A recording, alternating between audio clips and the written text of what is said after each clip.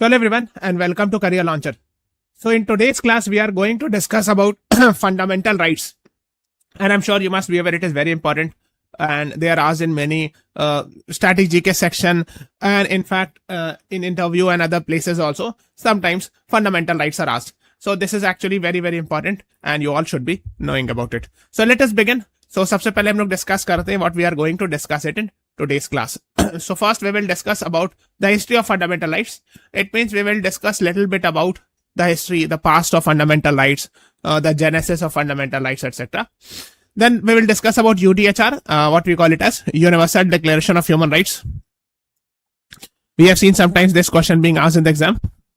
Universal Declaration of Human Rights. Then we will discuss about fundamental right in Indian Constitution. That is part 3 of Indian Constitution. And what is the definition of it? Why fundamental rights are so unique, so special? Then we will discuss little bit about writs of the Indian Constitution. Okay, writs will not go very much in detail, but because that is actually a legal aspect, but we will have a basic idea about this. Okay, so let us begin with the first topic. And the first topic is history of fundamental rights. So when we are talking about history of fundamental right, what is the most important thing? You all should be knowing it. And that is actually about Magna Carta. Now, you'll be thinking, sir, what exactly is Magna Carta? So think in this way. Look, so I'm sure you must be aware the concept of rights, whether it's a fundamental right or any other right, especially let's say we are talking about fundamental rights. So fundamental rights, the concept of rights are only in democratic values or democratic setup. Wherever you will find democracy, you will find fundamental rights. Now, so you will not find the concept of fundamental right in dictatorship. Okay. Or in kingship. Because the right to freedom of speech, right to criticize the government, right to freedom of religion, right, etc. and all, right to equality, these are only in democracy or where there is proper constitutionalism, where the constitution is properly followed in a real sense. Okay. Even dictatorship and kingship also have their democracy, but that is not based on they also have their constitution, but that is not based on the democratic values. Now, what happened was, since we are talking about history, so what happened was we are talking about British era. Okay, so during the British time, British era, almost 800 years back, we are talking about British kingdom.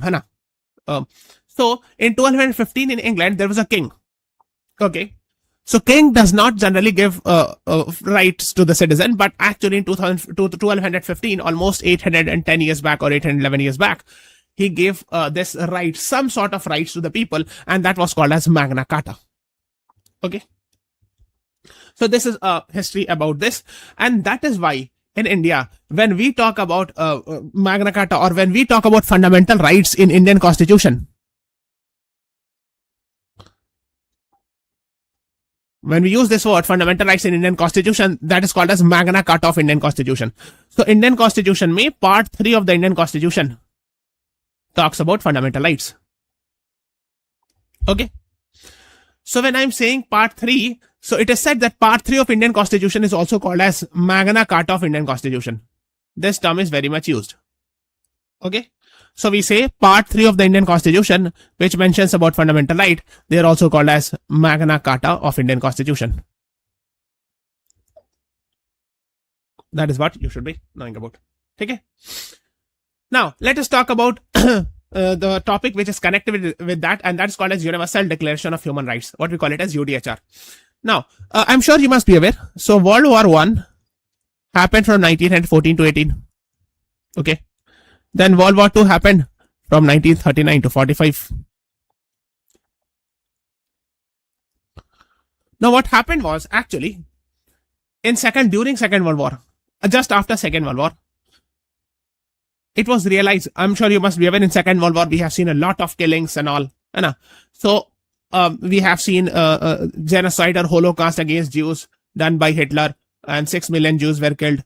So after that, it was realized that before any country was formed, first of all, we should be talking about human rights or natural human rights as natural rights. So Universal Declaration of Human Rights was signed on 10th December 1948. Okay. Now, why this date is so important? Because it was signed on 10th December 1948, and that is why 10th December every year is celebrated as Human Rights Day. Okay, I'm sure you must be aware. These are asked in the exam. When do we celebrate Human Rights Day? The answer is actually 10th December. Okay.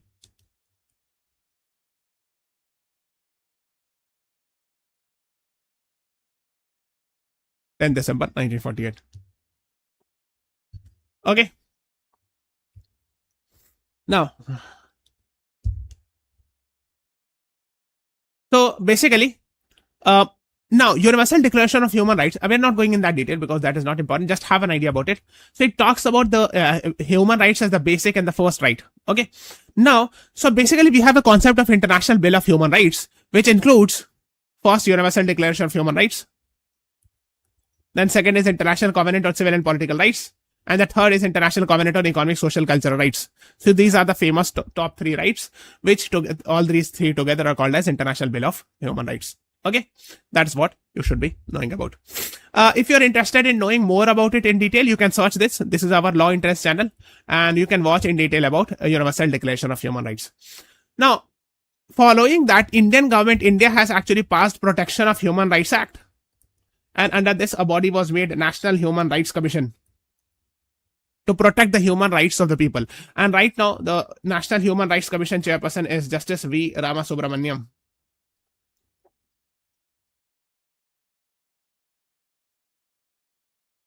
Former Supreme Court judge.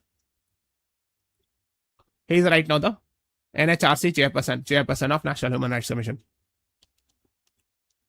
Okay. Now, let's talk about, yes, you can see Justice V. Ramasubramaniam is the chairperson of National Human Rights Commission. Now, let's move on to fundamental rights in Indian Constitution. So, I've told you fundamental rights. So, Indian Constitution, in the part 3 of the Indian Constitution, which is from Article 12 to 35, is actually fundamental rights. And that's why part 3 is also called as Magna Carta of Indian Constitution. Okay, that is what you should be knowing about. Okay. Now, when we are talking about fundamental rights in India, Article 12 to 35, yes, part 3, and let us talk about it. So let us talk something about the fundamental right. First, the most important thing is it is justiciable and enforceable in nature. What is the meaning of justiciable or enforceable? It means if it is violated, you can go to the court and get it implemented or enforced. That is what justiciable means.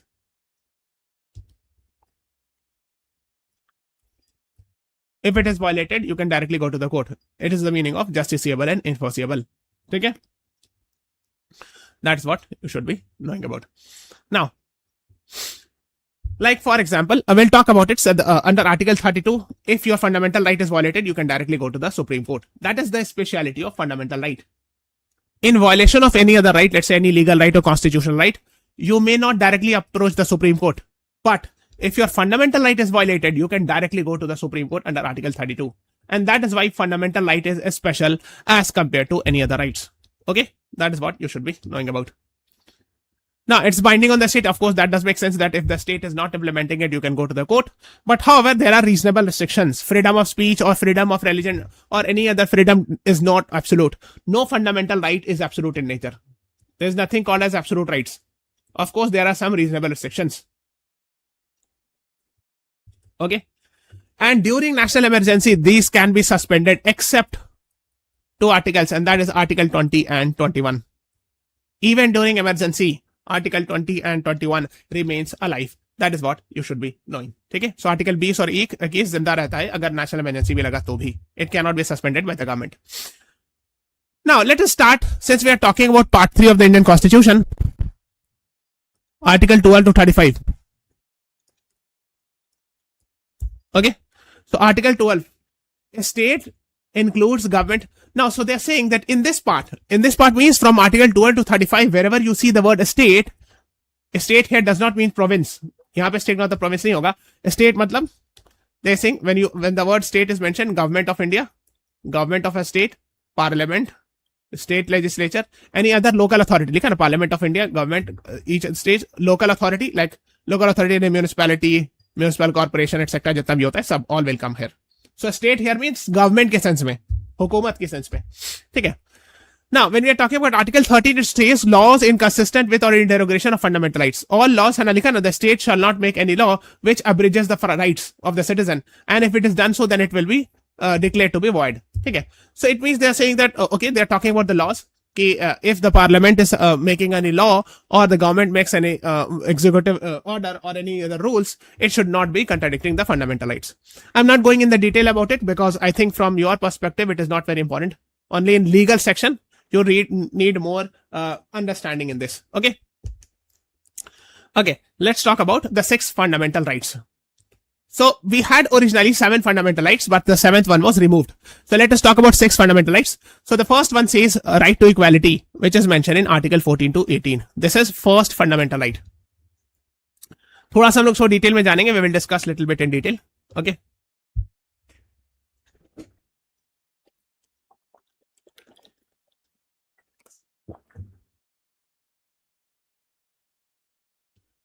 So then next is right to freedom, Article 19 to 22.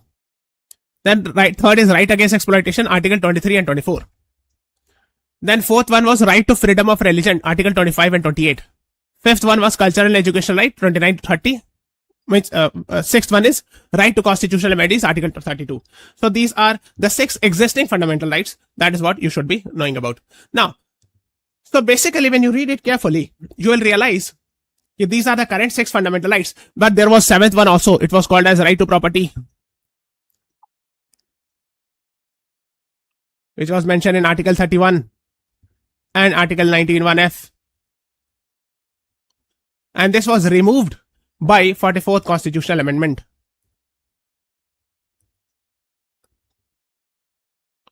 (44th Constitutional Amendment, 1978). Okay? That is what you should be knowing about. So now right to property is no more a fundamental right. Now it has actually been added in Article 300 capital A. So it is not in part 3 now. Now it is a constitutional right or a legal right, you can say, but it is a constitutional right under Article 300 capital A. Okay? That is what you should be knowing about.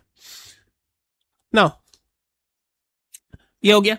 Now, एक चीज और जानना है. So we have 6 fundamental rights. The last one is the most important one, and Dr. Bhimrao Ambedkar has called it as heart and soul of the Indian Constitution. Why?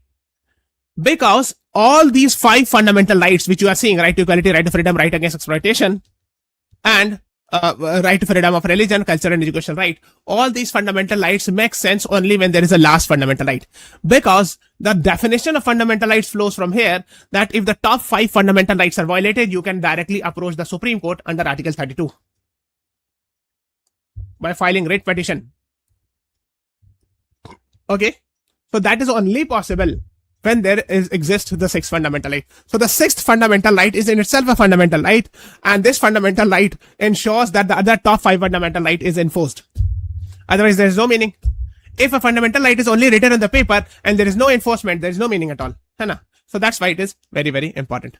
Now let us start with the first one, that is right to equality, Article 14 to 18. So right to equality is Article 14 to Article 18. So Article 14 says equality before law. Everyone is equal in the eyes of law. That's why we use the word that Indian Constitution is egalitarian constitution. Egalitarian means Indian Constitution believes that all human beings are equal irrespective of religion, race, caste, sex, place of birth. So basically, if a person has committed a crime, the person should be punished without any discrimination as far as religion, race, caste, gender, etc. are concerned. So that is what equality before law talks about. Next is Article 15. Of course, I've told you 14 to 18 is right to equality. Right, so Article 15 also says prohibition of discrimination on ground of religion, race, caste, sex, place of birth. State shall not discriminate. I've told you what is the definition of state. I've explained in Article 12. Government of India, government of state, parliament, state legislature, local government. They cannot discriminate only on the ground of religion, race, caste, sex, place of birth. So it means, access to public shop, public restaurant, etc. cannot be discriminated. Wells, tanks, bathing ghats. It cannot be discriminated just because you belong to a particular religion or particular state. Okay. However, Article 15, when you read further in detail, it says there are some exceptions. Nothing in this article shall prevent the state from making any special provision for women and children. It means there can be, it is true that on the basis of religion, race, caste, sex, place of birth, there cannot be any discrimination. However, the government can make some special provisions for women and children. For example, I'm sure you must have seen there are a lot of reservations given for women and children. There are a lot of places where you will find reservation of seats for women, even in buses, metros, you must have seen. So you cannot claim that it is gender discrimination, like on the basis of gender. Okay, itself says, Article 15 clause 3 says. Similarly, 15 clause 4 talks about socially and educationally backward class, SEBC, which actually we call in general terms as OBC. So for OBC, SC and ST, the government can make special provisions. Okay, 15 clause 5 also talks about the same in educational institutions. Similarly, 15 clause 6, this is 15 clause 6, which talks about economically weaker section. I'm sure you must be aware this clause was added in 2019, that even for economically weaker section, the government can make some special provisions, like reservation of seats in colleges, universities. I'm sure you must be aware of that. So these are exceptions to Article 15 clause 1 and 2. So the clause 1 or 2 है, उसके exceptions हैं ये सब 3, 4, 5 and 6. Okay. Now, next is Article 16. I've told you 14 to 18 is right to equality. So Article 16 says equality of opportunity in matters of public employment. Public employment means the government jobs, etc. Means the government, all citizens should be treated equally when it comes to opportunity for government jobs, etc. However, again, that says, no citizen shall be on ground only of religion, race, caste, sex, place of birth, descent, place of birth, should be eligible for or discriminated in any office for the state, under the state. Under the state means under the government. However, again it says, so these two are provisions and here are the exceptions. Niche exceptions are. Nothing in this article shall prevent the parliament from making any law for actually, if you can read about the detail, for making residence and a condition. ये वाला देखो मैं दिखाता हूँ. Backward class, so means for OBCs in government job, the government can reserve the seats. Okay. Similarly, I'm not going in that detail because right now we are not discussing reservation, but I'm just giving an idea. Okay. Similarly, you can see, like for economically weaker section, it means the government under EWS can provide reservation for government jobs. Okay, so these are the things you should be knowing about. So reservation of seats for SC, STs. So that is what you should be knowing about. Okay, that's about Article 16. Now let's talk about Article 17. Abolition of untouchability. Article 17 talks about abolition of untouchability. I'm sure you must be aware this was an abhorrent practice before the independence, of course. So people used to discriminate, especially in the name of caste, that if a person is from a lower caste, they were treated as untouchables, etc. But that has been abolished. It's now a criminal offense. Now we have Protection of Civil Rights Act, Untouchability Offense Act, etc. There, if someone does any sort of thing, then in that case the person can be punished. And to avoid the social boycott, because there were lower caste people who were treated differently, they were actually socially discriminated, there were actually incidents of untouchability. So that has been eradicated here in the constitution. Similarly, Article 18, I've told you 14 to 18 is equality, right to equality, first fundamental right we're talking. Now, what is abolition of titles and why it is so important? See, you have to understand that titles also leads to inequality. For example, before the independence, we had something like Rai Bahadur, Maharaja, Sir. These titles were given by British and during that time. So they were treated differently. Like if you have got the title of Sir, you will actually be treated in the public in a different way, Rai Bahadur and Maharaja. So they created artificial distinction in the society. That's why it has been banned in the constitution. However, awards are recognized. For example, except military and academic awards. For example, if someone is given Paramveer Chakra. So these are based on merit. And someone gets Padma Awards, Padma Bhushan, Padma Vibhushan, doctor, professor, etc. These are recognized on the basis of merit. So in that is allowed, but generally Article 18, abolition titles are not allowed. Like Rai Bahadur, Maharaja, Sir, etc. cannot be used by anyone or cannot be given by any state or even by a foreign country. It cannot be given to an Indian person. Okay, that is what you should be knowing. So we have done our first fundamental right. Let's talk about the second one.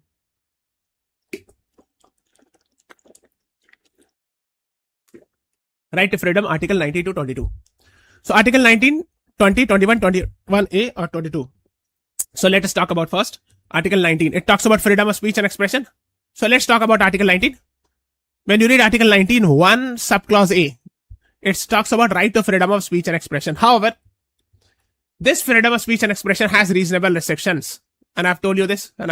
So when you read Article 19, clause 2, nothing in this article in subclause A, clause 1 means they're talking about this one.